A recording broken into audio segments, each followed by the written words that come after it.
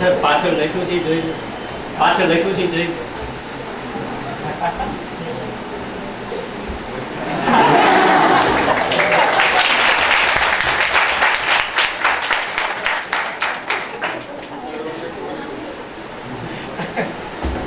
નમસ્તે. આ કાર્યક્રમ છે વિદાયનો, પણ આ કાર્યક્રમનું શીર્ષક જ છે કે વિદાય જેવું કશું હોતું નથી. ઊંચા પહાડેથી લો વહેવા દો તમારી લાગણીના ઝરણા, આવકારવા તમને હું સાગર સમ ખોળો પાથરી દઈશ. હું દીદી માંગુ ક્યાં આજના કાર્યક્રમમાં આપ સૌને આવકારું છું. કાર્યક્રમની શુભ શરૂઆત આપણે વિનોદભાઈના ગીતથી જ કરીશું. તો ભરતભાઈ ગીત લઈને આવશે. ગીતના શબ્દો છે કે સાહેબો આવ્યો નહીં.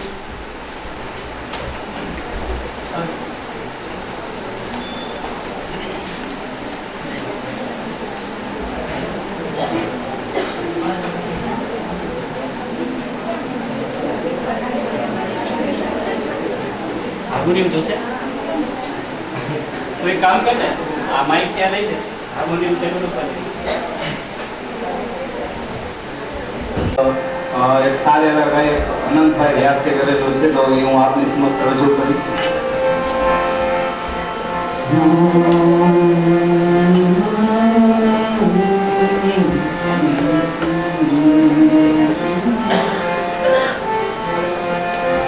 दिया को सावन में पड़िયું વાળું સખી, દિયા को सावन में पड़िયું વાળું, સળિયું ભાંગીને રાત કાઢી, સળિયું ભાંગીને રાત કાઢી ને સાઈબો આવ્યો નહીં, ને સાઈબો આવ્યો નહીં, ને સાઈબો આવ્યો નહીં. દિયા को सावन ने पड़िયું વાળું સખી.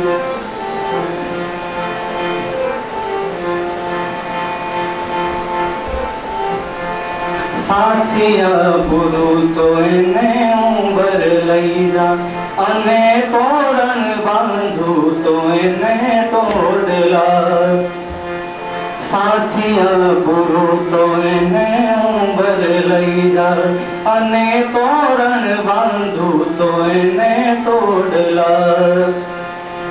કાજલ આંજુ તો થઈ અંધારા ઘોડને, ભેણી કૂથું તો પડે ફોડલા. કાજલ આંજુ તો થઈ અંધારા ઘોડને, ભેણી કૂથું તો પડે ફોડલા. દિયા ખૂબ પૂછા મશમનું ઢાળ્યું સખી, દિયા ખૂબ પૂછા મશમનું ઢાળ્યું. પાપણનું છીને રાત કાઢી, પાપણનું છીને રાત કાઢી ને સાઈબો આવ્યો નહીં, ને સાઈબો આવ્યો નહીં, ને સાઈબો આવ્યો નહીં. દિયા को सावन ने पड़िયું વાળું, ઓશી કે ઉતરીને આળોટી જાય મારા સોના પારે વડાની જોડલી. ઓશી કે ઉતરીને આળોટી જાય મારા સોના પારે વડાની જોડલી. નીંદર ના વેણ સબ કોરા ડાકોડ તરે, હોશિયારા સોની ઓડલી. નીંદર ના વેણ સબ કોરા ડાકોડ તરે, હોશિયારા સોની ઓડલી. દિયા કો ખૂબ ચામશમનું લાંદું સખી, દિયા કો ખૂબ ચામશમનું. પાંગત છોડીને રાત કાઢી, પાંગત છોડીને રાત કાઢી ને સાઈબો આવ્યો નહીં, ને સાઈબો આવ્યો નહીં, ને સાહેબો આવ્યો નહીં. દિયા કો સાવરણે ફળિયું વાળ્યું સખી, દિયા કો સાવરણે ફળિયું વાળ્યું સળિયું ભાંગીને રાત કાઢી, સળિયું ભાંગીને રાત કાઢી ને સાહેબો આવ્યો નહીં, ને સાહેબો આવ્યો નહીં, ને સાહેબો આવ્યો નહીં, ને સાહેબો આવ્યો નહીં. વિનંતી કરું કે શાંત બધા એક સાથે બોલશો કે તમે એકલો બોલો? વિમલબાને વિનંતી કરીએ કે વિમલબા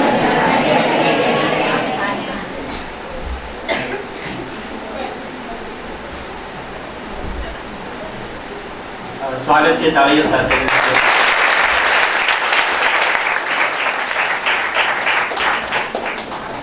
પ્રિય વિનોદભાઈ, કાજલબેન, વિમલબેન, પધારેલા અતિથિઓ અને વાલા વિદ્યાર્થી મિત્રો, મારે સ્વાગત અને ભૂમિકા એવું કરવાનું છે. એની સાથે બીજી પણ બે ત્રણ વાતો છે.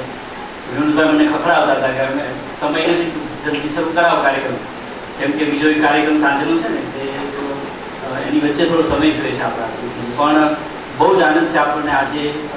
વિનોદભાઈને ખબર જ નહોતી કે આપણે આવો એક નાનકડો અનૌપચારિક ઉષ્માભર્યો અને પૂરેપૂરી હૃદયની ભાવનાઓથી ભરભર્યો એવો એક ભાવ પ્રગટ કરવાનો કાર્યક્રમ આપણે વિચાર્યો હતો. અને છાનામાના ઉંદરડા ઉતરતા હોય ને એમ આપણે બધું તૈયારી કરતા હતા. અને અંતે આખરે આ ઘાટમાં આ કાર્યક્રમ છે. સૌથી પહેલો આનંદ આપણને એ વાતનો છે કે આજે કાજલબેન આપણી સાથે છે. આપણે બધા કાજલબેન એક રીતે આ પારિવારિક કાર્યક્રમ છે કાજલબેન, અને બહુ સ્વાભાવિક રીતે તમે એના એક ભાગ બની ગયા છો, કેમ કે તમે એના ભાગ છો જ. એટલે આવા એક એકદમ અંતરંગ કાર્યક્રમમાં તમે અહીંયા છો એની અમને ખૂબ આનંદ છે. અને અમે આ આખા વિશ્વવિદ્યાલય વતી તમને આવકારીએ છીએ. વિદાય જેવું કશું હોતું નથી, કોઈ આવતું નથી, કોઈ જતું નથી. ખરેખર તો જે હોય છે તે એમના અવાજમાં નથી બોલતો એટલું જ છે, બાકી શબ્દો બધા એટલે આ જે ફ્રેઝ કર્યું છે આપણે શિક્ષક, એ પણ એમનું જ વાક્ય છે. વિદાય જેવું કશું હોતું નથી. તો હોય છે શું? હોય છે આવું કશું જેમાં આપણે બરાબર એક ક્ષણને એકદમ શાશ્વત રીતે આપણા ચિત્તમાં અંકે કરી લેતા. તો અમને એમ થયું કે અમે શું ગિફ્ટ આપીએ. તો એક નાનકડી ગિફ્ટ અમે બનાવી અને સરપ્રાઈઝ. વિજયદાન દેથાની દુવિધા નામની એક વાર્તા અમે લોકો વાંચતા હતા, જે કથા નરેટોલોજી ભણતા અમે લોકો વાંચતા હતા. અને એમાંથી એનો જે અંત હતો એ અંત એવો હતો કે એમાંથી બીજી વાર્તાઓ થાય. એટલે છોકરાઓએ બધાએ પડકાર ઝીલ્યો અને બધાએ કોઈ દિવસ લખ્યું ન હોય, હાથમાં પેન ન ચાલી હોય એવા છોકરાઓએ પેન પકડી અને વાર્તા કહેવાય એવું કશુંક, વાર્તા કહેવાય કે કેમ એવું કશુંક એ લોકોએ લખ્યું. અને એક નહીં પણ 21 વાર્તાઓ થઈ અને ક્લાસમાં વાંચી, પછી એની ચર્ચા કરી. પછી એ વાર્તા લખતી વખતે એમને કેવું થયું, કોણ દાદીને મળ્યું, કોણ દાદાને મળ્યું, કોણ ભૂત ગોતવા ગયું, કોણ નદીએ ગયું, કોણ સરોવરે ગયું, કોણ ડુંગરે ગયું, કોને બેનપણીએ મદદ કરી, કોને ભાઈબંધે વાર્તા લખવામાં મદદ કરી, ત્યાંથી શરૂ કરીને વાર્તા લખવાની આખી પ્રોસેસ. અને જાતના બધા પાત્રો કેમ થાય, સંવાદો કેમ વપરાય, ક્યારે કોને મુકાય રમતા, ક્યારે પાછા ખેંચાય, કથા કથન કળાના બધા મામલાઓ આમાંથી શીખવાના બધા. આજે અમે એ જે વાર્તાઓ કરી છે એનો એક નાનકડો અંક બનાવ્યો છે અને એ અંકનું આપણે વિમોચન આજે કરીએ. કાજલબેનના હાથે એ વિમોચન થાય એનાથી ઉત્તમ બીજું કશું ના હોઈ શકે. જે છોકરાઓએ એમાં ભાગ લીધો હતો, વાર્તાઓ લખી, બધાને હું અહીંયા બોલાવું છું. રિદ્ધિ, ભરત, જિજ્ઞાસા, કમલેશ. પેલા તો એ અલ્પાલિપિ ક્યાં છે ને આ બધું તો રિદ્ધિ આવી જાય, ભરત, જિજ્ઞાસા, કમલેશ, દ્રષ્ટિ, કાજલ, નિકુંજ, નેહલબા, રિંકલ, નીતા, હેતલ, નીતા ડાભી, અલ્પા ગોહિલ, પ્રજ્ઞા વસાવા. નામ લે તો જમીન આવતા જ અહીંયા યાર ઉભા રહેવાનું તમારે. પ્રતીક્ષા, પૂજા, પ્રતીક્ષા, આ બધા આવી જાય. અને તમને એમ લાગે કે અહીંયા ઉભા રહેવાય ત્યાં ઉભા રહેવાય આવી જાય.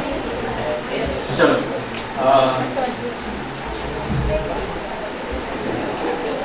ત્યાં આપો કાજલ સમજાવો.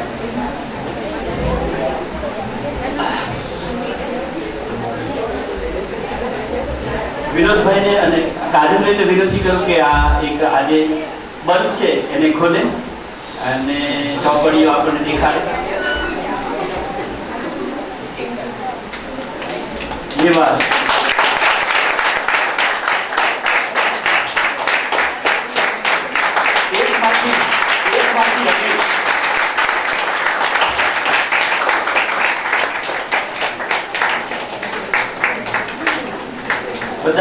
બધા હાથમાં એક ચોપડી આવી જવી જોઈએ.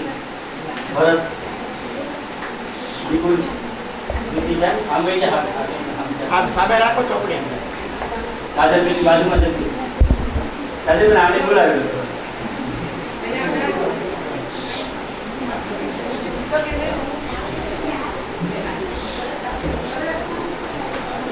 ચલો આવી ગઈ. તો થેન્ક યુ વિનોદભાઈ. અમે અક્ષરથી અને આ એક સર્જનાત્મક રસ્તે તમને વિશ કરવાની આ એક નાનકડી ચેષ્ટા કરી છે. અમને ખૂબ આનંદ છે કે અમારા બાળકોએ થેન્ક યુ. કેમ લાગે છે? Great. Okay, thank you. Bharati નો લખ્યો એ આવી જાય. મને તો ખબર હોય.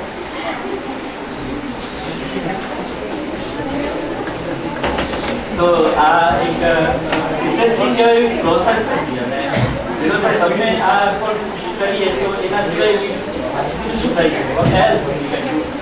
તો ચલો આ એક ગ્રેટ સેલિબ્રેશન. અને કાજલબેન તમારો આભાર. એક ભેટ અમે બીજી સ્થૂળ ભેટ પણ છે જે ઘરમાં રહે અને એ બધા વતી અમે લાવ્યા છીએ. આ અક્ષર ભેટ છે. આ એક શર્ત તો નથી પણ એમાં જુદા વાઇબ્રેશન છે. તો વિપુલભાઈ, દીપાલભાઈ તમારા ત્યાં મુંચકાય એવું છે તો આવો. બીજા બાળકો પણ જોડાય છે. પહેલા વર્ષ આવી જાય તમે લોકો આવી જાય તો એક નાનકડો મેનેજ છે. અશોક તમે આવી જાઓ. અશોક એનું અનુમાન છે.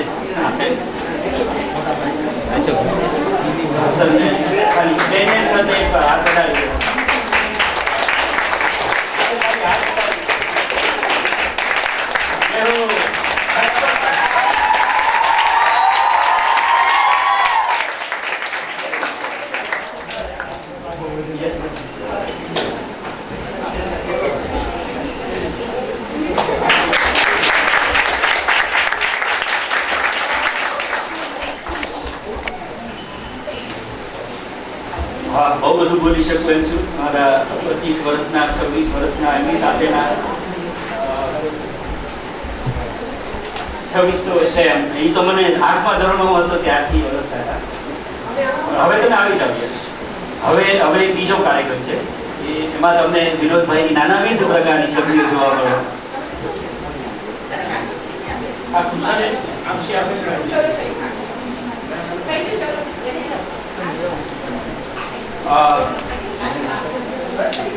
સર આ એક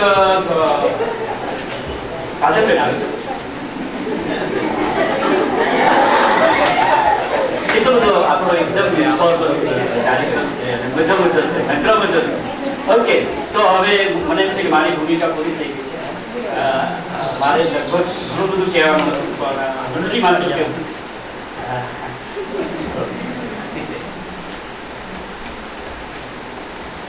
તો લેટ્સ હેવ અ પ્રેઝન્ટેશન. અને એમાં ઘણા બધા સંદેશા આવશે વિનોદભાઈ માટે. ઓસ્ટ્રેલિયાથી પણ છે અને ક્યાંથી છે.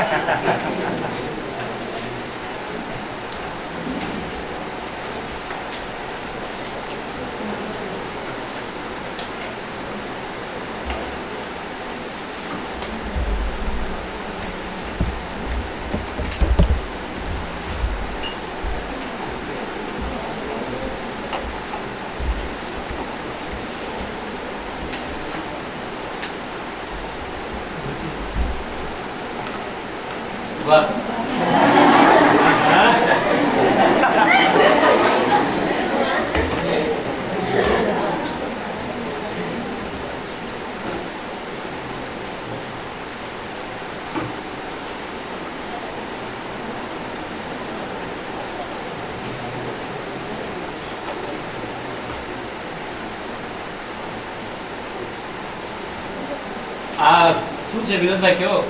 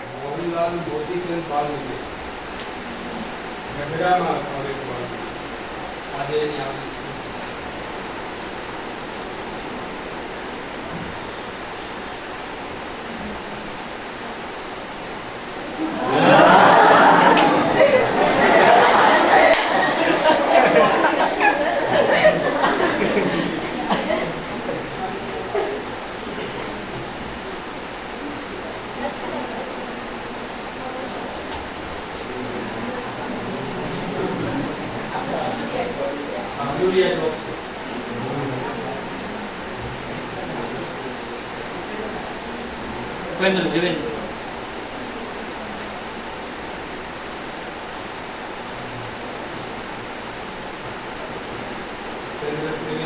અરવિંદ ત્રિવેદી.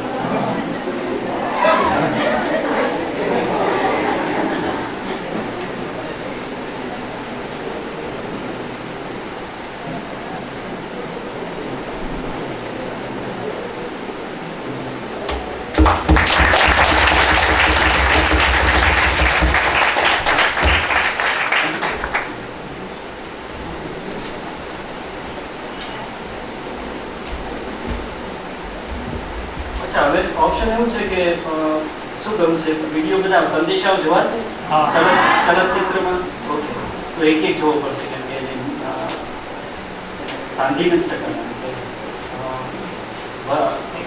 ઉમેશભાઈ આપણને એક સંદેશો દેખાડે છે. આ બહુ જ મસ્ત છે આ મેસેજ.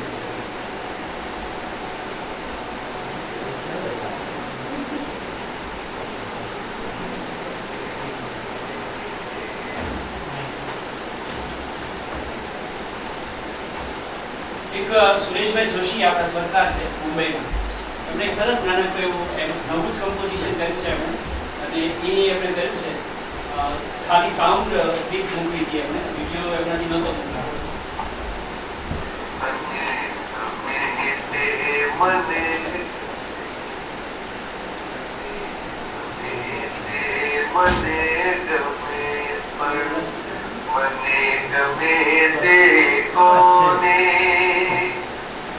एक बार तू मने गमे ते मने से पूछी जोने तने गमे ते मने गमे पर मने गमे ते कोने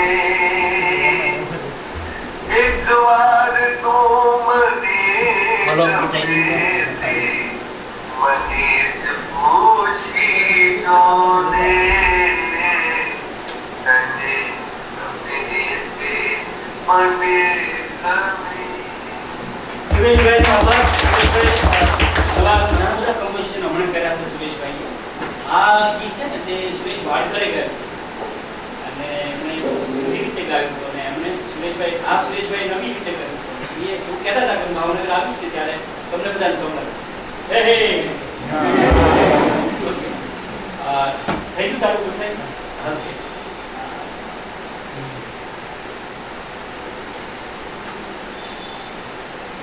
It's a fine cut एक दुपान आओ जो रे लाओ जो ए नाम दाम दिना एले बाबू के नाम તમારા માટે તમારી કવિતા જે મારી ખૂબ પ્રિય છે એની બે પંક્તિઓ ગાઈને પહેલા સંભળાવું.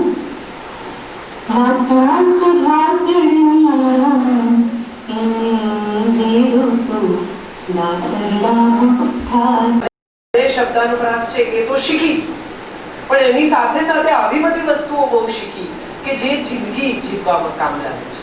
ક્લાસરૂમમાં રહીને ક્લાસરૂમની બહાર નીકળશો ત્યારે શું મળશે એ જે શીખવે ને એનું નામ હું માનું છું સાચો શિક્ષક. બાકી સિલેબસ તો બધા પૂરા કરતા જ હોય છે, કારણ કે એમની નોકરી છે, એનો એ પગાર લે છે, પણ એ મૂકીને જે શીખવે એ શિક્ષક છે ને. બહુ નસીબદાર છો કે આવા શિક્ષક પાસે ભણી શક્યા છો. આ કદાચ હમણાં નહીં સમજાય, 10 વર્ષ પછી આનું ફિક્સ ડિપોઝિટનું જ્યારે રિટર્ન આવવાનું શરૂ થશે ત્યારે સમજાશે કે જે મળ્યું છે તે કેટલું બધું મહત્વનું છે. વાત કરવાની છે મારે તમારા લોકપ્રિય સાહિત્યના પેપરની, પણ હું એવું માનું છું કે આપણે સંવાદ કરીએ. હું એકલી બોલું ને તમે સાંભળો એવું નથી કરવું. લોકપ્રિય એટલે શું એવો સવાલ હું તમને પૂછું તો તમે તો જે જવાબ આપો તે, પણ હું એમ માનું કે 5 પુસ્તકો પડ્યા હોય કન્ટેમ્પરરી લેખકોના, બધાની કિંમત 200-250 ની આસપાસની હોય, વાચક પાસે એક જ પુસ્તક ખરીદવાની તાકાત હોય, 250 રૂપિયા એને વાપરવાના છે, તો એ 5 કન્ટેમ્પરરી લેખકમાંથી એ જેનું પુસ્તક એ 250 રૂપિયામાં ઉઠાવે છે ને એ લોકપ્રિય છે. એનું એક સૌથી મોટું કારણ એ છે કે એને એના ખર્ચેલા નાણાંનું એમાં સૌથી મોટું વળતર મળે છે. એને લાગે છે કે આમાંથી કંઈક મને એવું મળશે કે જે પેલા 4માં નથી. એ જ્ઞાન છે, સમજણ છે, મનોરંજન છે, રસ છે, કોઈ સંદેશો છે, ભાષા છે, કથા છે, જે પણ એના હેડ્સ કોઈ પણ હોઈ શકે. સૌથી દુઃખની ગણો કે સૌથી બદનસીબીની વાત ગણો તો એવી છે અત્યારના સમયમાં કે મારી સાથે એવા કોઈ સ્ટ્રોંગ કોમ્પિટિટર જ નથી. હું જ્યાં ઊભી છું ત્યાં એવા લોકો જ મારી સાથે નથી કે જેની સાથે મને કશું મેળવ્યાનું, કશું શીખ્યાનું, એમનાથી બેટર કર્યાનું કે એ મારાથી બેટર કરે છે એવો કોઈ સરખામણી કરવાનો ચાન્સ મળે. કાં તો બધા બહુ જ સિનિયર છે, વિનોદભાઈની જેમ, ચંદ્રકાંત બક્ષીની જેમ, મુનશીની જેમ, અથવા બહુ જુનિયર છે, ઈશા દાદાવાલાની જેમ, જયભાઈની જેમ, અંકિતની જેમ. મારો એક આખો ખાલી પીરિયડ આવ્યો કે જેમાં અંધેરી નગરીમાં કામ રાજા થઈ ગયું. આ વાત પણ આપણે સ્વીકારી લેવી પડે, કારણ કે મારી સાથે એવી સ્ટ્રોંગ કોમ્પિટિશન કોઈ આવી નથી. હું સારું લખું છું, ખરાબ લખું છું, મેસેજ આપું છું, નથી આપતી, મનોરંજન આપું છું, નથી આપતી, આ બધા સવાલોને સાઈડમાં મૂકીને પણ આ આપણે એક સત્ય તરીકે, વિદ્યાર્થી તરીકે તમારે લોકોએ સમજવું જોઈએ. એ પછીની લોકપ્રિયતાનો સવાલ આવે તો એ સવાલ આવે કે વાચકને ગમે તેવું લખવું કે આપણે લખીએ તે વાચકને ગમતું થાય એવો એક એજ્યુકેશનનો નાનકડો પ્રયાસ કરે.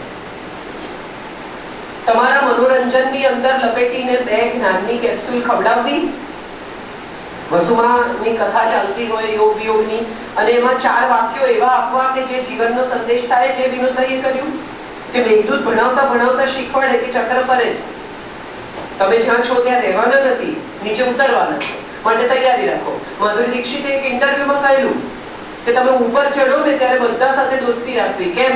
તો કે નીચે ઉતરશો ત્યારે એ લોકો જ પાછા મળશે, એ તો ત્યાંના ત્યાં જ ઊભા હશે, તમે ચડ્યા ન ઉતર્યા. સો એવું કશું આપવું મારી નવલકથાની સાથે સાથે, એવું કશું લખવું કે જે જીવનમાં એમને પણ ત્યાં કામ લાગે, કે માત્ર મનોરંજન કરવું, સોફ્ટ પોર્ન પ્રકારનું લખવું જે ખૂબ વંચાય, ખૂબ વેચાય, ચટપટા ચણાની જેમ વેચાઈ જાય. આવી ચોઇસીસ મને પણ મળી છે. પણ મેં એક એવો નિર્ણય કરેલો કે મારો દીકરો વાંચે અથવા મારી દીકરી વાંચે તો એને એમ ન થવું જોઈએ કે મારી માં આવું લખે. Is this vote my mother is writing? અથવા એને કોઈક એવું ન કહેવું જોઈએ કે આ વાંચ લે, તારી માએ લખ્યું છે. આટલો એક નિર્ણય. અને દીકરો એટલે દીકરી એટલે ફિઝિકલ મારા જડેલા સંતાનો નહીં, પણ મારા પછીની એક આખી એવી પેઢી કે જે આ વાંચીને એવું કશું ન શીખે કે જે એમણે ન શીખવું જોઈએ. આવો પ્રયત્ન મેં કોન્શિયસલી મારી રચનાઓમાં કરવાનો પ્રયત્ન તો કર્યો છે. નહીં થયો હોય ક્યાંક, મારી પણ ચૂક થઈ હશે, પણ પ્રયાસ એવો રહ્યો છે કે માણસ મારી પાસેથી કશું લઈ જાય, એને જીવવામાં ક્યાંક કામ લાગે એવું કામ કરવું. એમાં મનોરંજન જોડે વણી લેવું, કથાનો રસ તૂટે નહીં, વાર્તા ચાલ્યા કરે, આવતે હપ્તે ચિત્રલેખામાં પાછા આવે એવી કમર્શિયલ ગણતરી પણ ખરી, પણ એની સાથે સાથે એટલું નક્કી કે પરિવાર વાંચી શકે આ વાર્તા. દાદાજી પણ વાંચે, પુત્રવધુ પણ વાંચે, દીકરો પણ વાંચે, પપ્પા પણ વાંચે, અને કોઈને એમ ન થાય કે આ નવલકથા વાંચતા વાંચતા કે યાર આ પપ્પાએ વાંચ્યું હશે, કેવું વિચાર્યું હશે. નો, આઈ ડોન્ટ વોન્ટ. એટલો પ્રયાસ મેં કોન્શિયસલી કર્યો છે. આટલું તમને કહું. બાકી તમે પૂછો તો મને વધારે મજા આવશે, કારણ કે તમે આ પેપર ભણો છો એટલે તમારા ઓબ્વિયસ સવાલો છે. એ સવાલોના જવાબો સાથે આપણે આગળ વધીએ તો મને પણ મજા આવશે ને તમને પણ મજા આવશે. એટલે દિલ ખોલીને પૂછો ને, કંઈ પણ પૂછો, એમાં જરાય સંકોચ રાખવાની જરૂર નથી. તમને જે પૂછવું એ પૂછો નિખાલસતા. મને પણ મજા આવશે તમને જવાબ આપવા.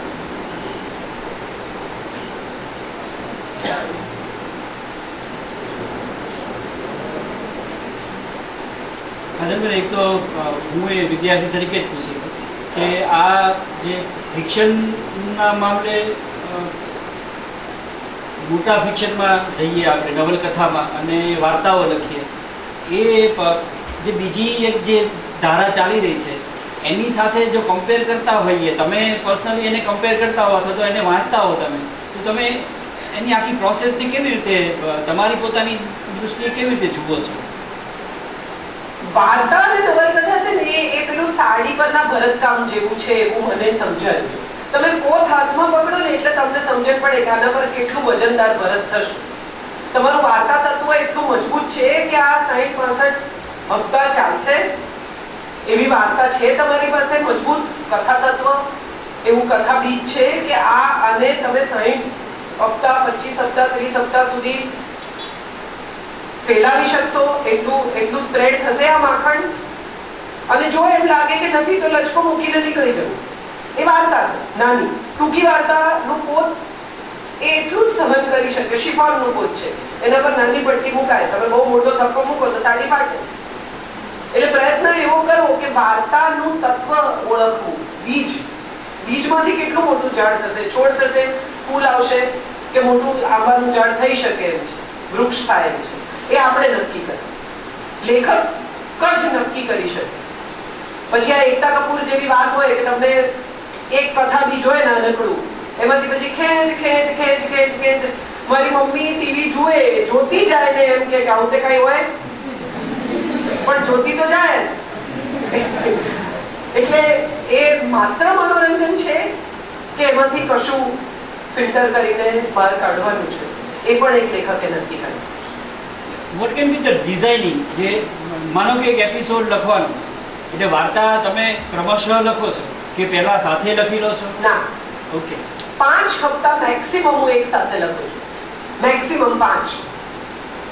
આમ તો 3 જ, પણ આવું દિવાળી હોય, 2 સાથે છપાવવાના હોય, પછી ઉઘડતી દિવાળીએ તરત પાછું એક જોઈતું હોય તો 5 લખું. પણ વાર્તા ક્યાં પૂરી થશે ને એ નક્કી હોય છે. એટલે જેમ કે વસુમા વાળી જે યોગીઓ હું લખતી હતી ત્યારે છેલ્લે વસુમા ઘર છોડીને જતા રહે છે, અને ત્યાં પાછા જાય છે જ્યાંથી એણે પોતાનો પ્રવાસ શરૂ કર્યો હતો. છેલ્લો એન્ડ એવો છે કે 500 છોકરીઓ એક સાથે અખિલ બ્રહ્માંડમાં એક તો શ્રી હરિ ગાય છે, જ્યાંથી આ વાર્તા શરૂ થઈ હતી. સવારે બાગકામ કરતા એ અખિલ બ્રહ્માંડમાં શ્રી હરિ ગાય છે. તો એ નક્કી છે કે ઘર છોડશે. પછી મારા તંત્રી, મારા વાચકો ના પત્રો, રિએક્શન્સ મને બદલી નથી શકતા. એવું ખરું, જેમ કે ઉપયોગ જો કોઈએ વાંચી હોય તો એને ખબર હશે કે એની અંદર એક કેરેક્ટર હતું અનુપમા ઘોષ, એ મરી જાય છે અને હો હાર થઈ ગયેલી. ને ભરતભાઈ મારા તંત્રીએ પણ મને કહ્યું કે યાર અનુપમા ઘોષ, એકવાર સવારના 7 વાગ્યામાં એક ભાઈનો ફોન આવ્યો કે બેન તમારો પ્રેમ સફળ નથી થયો, આ બધું શું કરો છો? એટલે લગભગ એકચ્યુઅલી અનુપમા ઘોષ નામની કોઈ વ્યક્તિને મેં મારી નાખ્યું એટલી એમને મને ખકડાવેલી. પછી મેં એમને કહ્યું કે ભાઈ આ તો પાત્ર મરી ગયું છે. તો કે હા પણ તમે માર્યું કેમ? એટલે વાચક આટલો બધો જોડાતો હોય છે, પણ અનુપમા મરી ગઈ તો અનુપમા મરી ગઈ. એ મારી વાર્તાની ડિઝાઇનમાં ફિક્સ છે. હવે કારણ કે વાચકોએ બહુ ડિમાન્ડ કરી છે એટલે અનુપમા જાગે અથવા ક્યાંકથી પાછી આવે એવું નહીં થાય, એવી જિદ્દી અને જડ હું છું નવલકથાકાર તરીકે. મને એક પ્રકરણ છે એનું વ્યાકરણ શું છે ને એ જાણવા મળે. એનું વ્યાકરણ 3 હાઇટ્સ. કોઈ પણ પ્રકરણ નવલકથાનું એમાં 3 હાઈ પોઈન્ટ આવવા જોઈએ. વાચક જ્યારે વાંચતો હોય ત્યારે 3 વાર ઉપર જઈને એને પાછો લઈ આવવાનો અને એક સીડી જે ચડે એ સીડી પર 1, 2, 3 અને પછી નીચે ઉતરે. આ ડિઝાઇન છે. તમે સિનેમા જુઓ, તમે એડ જુઓ, તમે રેડિયો શો સાંભળો, આ ફોર્મેટ ફિક્સ છે script writing. In half an hour 3 high points are minimum. Every 10 minutes તમને એક હાઈ પોઈન્ટ મળવો જોઈએ. આ જે એડ બ્રેક છે તમારી એપિસોડનો ટેલિવિઝનનો, એ હાઈ પોઈન્ટ છે. તમે જ્યારે ટેલિવિઝનનો એક એપિસોડ જોતા હો અડધા કલાકનો, એમાં 3 એડ બ્રેક આવે. એક શરૂઆતનો, એક વચ્ચેનો, પછી પાછો એક વચ્ચે ને એક છેલ્લો. આ જે 3 એડ બ્રેકનો સમય છે એ તમારા હાઈ પોઈન્ટ્સનો સમય છે. આ ક્લિયર વ્યાકરણ એટલે સ્ક્રિપ્ટ રાઇટિંગનું એક સરળ વ્યાકરણ છે, એમાં કંઈ બીજું નથી. જેમ કે તમે હમણાં એક એડ આવી છે પેલી મમ્મી વાળી, કે એક મમ્મી ઊંઘમાંથી ઉઠે છે, ફોન જુએ છે. આ પહેલો હાઈ પોઈન્ટ કે માને દીકરાએ ફોન આપ્યો.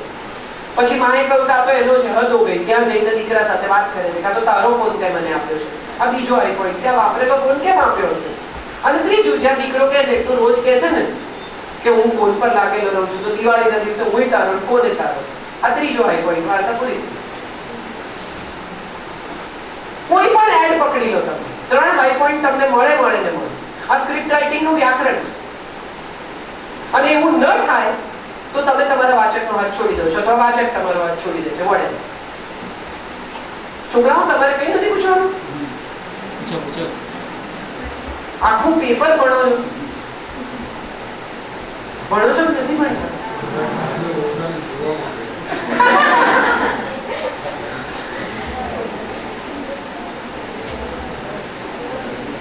નીતિક્ષા, ભરતભાઈ કઈ નથી પૂછવું? નિધિબેન, તમે જે આગળ વાત કરી કે લોકપ્રિય સાહિત્ય, તો ખરેખર તો એનો તો અમુક ચોક્કસ વર્ગ જ હોય છે કે જે લોકો લોકપ્રિય સાહિત્યને માનતો હોય છે. તો પછી તમને કેમ એવું જ પસંદ પડ્યું કે મારે લોકપ્રિય સાહિત્ય જ લખવું, અથવા તો ભલે સાહિત્ય તમારો સવાલ બહુ ઇન્ટરેસ્ટિંગ છે, પણ આમાં એવું છે કે લોકપ્રિય થવાની ઈચ્છા સૌની છે. આ પણ સ્વીકારી લો કે લોકપ્રિય કોને નથી થવું. તમે જ્યારે પુસ્તક લખીને પ્રકાશિત કરો છો, બજારમાં મૂકો છો, આપણે એને લોકાર્પણ ને પ્રકાશિત ને બધા જાત જાતના શબ્દો વાપરીએ, એની એક સાદી ટર્મ એ છે કે તમે એને બજારમાં મૂક્યું. તમે એને શું કામ બજારમાં મૂક્યું? કારણ કે લોકો ખરીદે વાંચે, તમે લોકો સુધી જાઓ, તમારા કામને લોકો એપ્રિશિએટ કરે. તો લોકપ્રિય તો સૌને થવું જ છે, પણ જે લોકો અમુક જગ્યાએ લોકપ્રિય નથી થઈ શકતા અથવા એટલું અઘરું લખે છે કે સાદા વાચક સુધી નથી પહોંચી શકતા, ત્યારે એ લોકોને એવું લાગે છે કે લોકપ્રિય અને સાહિત્ય આવા 2 જુદા વિભાગ છે. હું જે લખું છું એ સાહિત્ય જ છે, એ કઈ છૂટા છૂટા શબ્દો નથી. કોલમ એ સાહિત્ય છે કે નહીં એવો પણ હજી એક સવાલ ચાલે છે. નવલકથા તો ખેર સાહિત્ય છે જ, ટૂંકી વાર્તા તો ખેર સાહિત્ય છે જ, પણ હું જે લખું છું તે લોકપ્રિય છે કે સાહિત્ય છે, આવો સવાલ હજી પણ પ્રવર્તે છે. મને એમાં રસ નથી. મને રસ એટલો જ છે કે મારા વાચકને હું જે લખું છું એ ગમે છે. હા, તો મારો વાચક વાંચે, એથી વધુ મારો કોઈ રસ નથી. અને વાંચતી વખતે એને મજા પડવી જોઈએ અને એમાંથી કશુંક એવું મળવું જોઈએ કે જે જ્યારે એની જિંદગીમાં પ્રશ્ન આવીને ઊભો રહે ત્યારે પ્રશ્નમાંથી એને ઉત્તર મળવું. વસુમાં એક જગ્યાએ એમ કે તમારી ઈચ્છાઓ પૂરી થઈ જાય અને શ્વાસ ચાલુ રહે એ મોક્ષ, અને તમારા શ્વાસ પતી જાય અને ઈચ્છાઓ ચાલુ રહે એને જિંદગી કહેવાય. એ વાક્ય બાપુ વ્યાસપીઠ પરથી બોલે મને રિફર કરીને, તો આ સાહિત્ય જ છે. ભલે વસુમાના મોઢે મૂક્યું. સર્ટિફિકેટથી સાહિત્યો રચાતા નથી, વાચકથી રચાય છે. અને વિનોદભાઈની પૂરી આદબ સાથે કહું છું કે વિવેચકોના પૂતળા મુકાયા નથી, લેખકોના મુકાયા. એટલે વિવેચકો શું કહે છે એ હું વાંચતી નથી. એકચ્યુઅલી એ લોકો મારું નથી વાંચતા, હું એમને નથી વાંચતી, એના કરતા વધારે અગત્યનું હોય છે.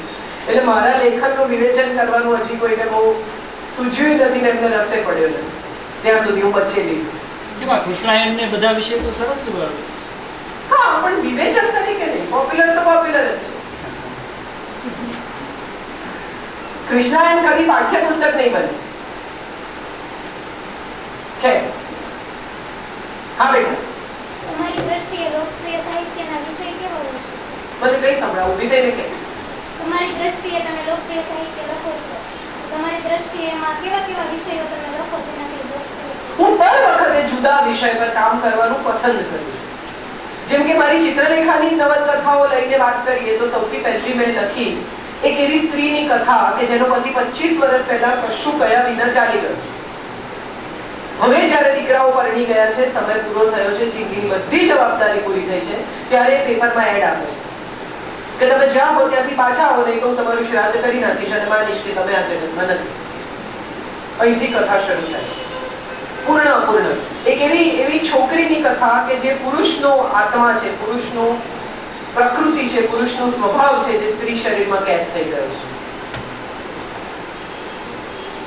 એ દરિયો એક તરસનો બાયપોલર મૂડ સ્વિંગ, એક એક્ટ્રેસના બાયપોલર મૂડ સ્વિંગની કથા છે. એક તારા વિનાના શહેરમાં કરીને ફાધર ફિક્સેશનની કથા છે. એક છોકરી એના પિતાથી એટલી બધી અંજાયેલી, ઇમ્પ્રેસ અને પિતાના જ પ્રેમમાં છે કે જે જીવનમાં કોઈની સાથે સેટલ થઈ શકતી નથી. એ બધાને એક પછી એક એને ઓછા જ પડે છે લોકો જિંદગી. એનું સ્ટેન્ડર્ડ એટલું હાઈ ફિક્સ છે કે એને બાકીના જેટલા પુરુષો એની જિંદગીમાં આવે છે બધા ઓછા પડે છે. અત્યારે જે લખું છું રાગ વૈરાગ, એ એક માણસ છે જે કરોડપતિ અબજોપતિ છે, જે સંન્યાસ લઈને ચાલી ગયો છે. 3 વર્ષ આશ્રમમાં રહ્યા પછી નક્કી કરે છે કે હવે મારે સંન્યાસ છોડી દેવો છે, સંસારમાં પાછા આવવું.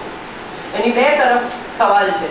આશ્રમના રહસ્યો એની પાસે છે એટલે આશ્રમ છોડવા નથી દેતા, અને ઘેર તો બધું ખાલી કરીને ગયેલો એટલે ભાઈઓ ઈચ્છતા નથી કે પાછો. આની વચ્ચે ક્યાંક કથા છે. ધીરુબેનની આગંતુક વાંચેલી મેં, ત્યારે મને થયું કે આમાંથી જબરદસ્ત થ્રિલર બને. ધીરુબેનની નવલકથા બહુ ધીરી અને બહુ જ શાંત પ્રવાહમાં વહે છે, ગંગાના પટની જેમ. મારી નવલકથા ભાગીરથી છે, આમ જાય છે. પણ થ્રિલર છે, બેસિકલી પ્રેમ કથા છે, થ્રિલર છે. એમની વાર્તામાં એ બધું નહોતું જે મને એમ થયું કે ખૂટે જા નાખો. ધીરુબેને સારી પાઉંભાજી બનાવી છે પણ એમાં એવરેસ્ટનો મસાલો નથી, એટલે મેં જરા ભભરાવ્યો અને બધું સ્વાદિષ્ટ બની છે, હું માનું છું. એટલે હું તો જો એક વાત તમને મારે જે કહેવી જોઈએ નિખાલસતાપૂર્વક, એ મારે એ કહેવી જોઈએ કે હું મને ગમે તે લખું છું. એ તમને ગમે છે એ મારો બહુ મોટો બેનિફિટ છે, અથવા મારો બહુ મોટો તમારા લોકોની જે વાંચે છે એ બધાની કૃપા છે. બાકી બેઝિકલી મારો વિષય પણ હું એ પસંદ કરું છું જે મને ગમે, જે મને લખવાની મજા પડે. મારા ચેપ્ટર્સ પણ એવા હોય છે કે જે કરવાની મને મજા પડે. હું વાંચીને એમ કહું કે આજે મજા આવી ગઈ. હું સારાભાઈ વર્સિસ સારાભાઈના ડાયલોગ્સ લખતી ત્યારે મને જ એટલું બધું હસવું આવે પોતાને જ. એટલે તમને મજા ન પડે એવા કોઈ કામમાં બીજાને મજા નહીં પડે, કારણ કે તમારે મજા ટ્રાન્સમિટ કરવાની છે. લખતા તમારું ગળું ભરાશે તો વાચકની આંખમાં પાણી આવશે. તમને જે અનુભવાય છે એ ટ્રાન્સમિટ કરવાની મજા, એ હું માનું છું લેખકની મજા છે. અને આ બધું હું કહું છું, સાચું ખોટું ભગવાન, પણ આ તો મારો અભિપ્રાય, ઓપિનિયન, અનુભૂતિ. પણ લોકપ્રિય અને સાહિત્ય આવા બે વિભાગો જ્યારથી પણ પડ્યા કે જેને પણ પાડ્યા કે જે પણ પાડે છે, એક સાદી અને સમજણપૂર્વકની વાત એ છે કે એક વ્યક્તિ લખે છે. કોના માટે લખે છે? કોના માટે? વાંચવા માટે. ધેટ મીન્સ એ વંચાય છે અથવા લોકો સુધી પહોંચે છે તો એનો પ્રયાસ સફળ છે. એ નથી વંચાતું અથવા લોકો સુધી નથી પહોંચતું તો એને તમારે જે ટાઇટલ આપવું હોય તે આપી શકાય. એને લોકોની બેવકૂફી કહી શકાય. એમ કહેવાય કે આ નવલકથા 100 વર્ષ રહેલી છે, લોકો 100 વર્ષ પછી ગમશે, મેં તો બહુ મહેનત કરી પણ હજી આ લોકો તૈયાર નથી. એવા પણ એના જવાબો છે. સારી ફિલ્મ એક માણસ જ્યારે બનાવે છે ત્યારે એનો ઈરાદો તો એ ફિલ્મ એના ભાવકો સુધી, એના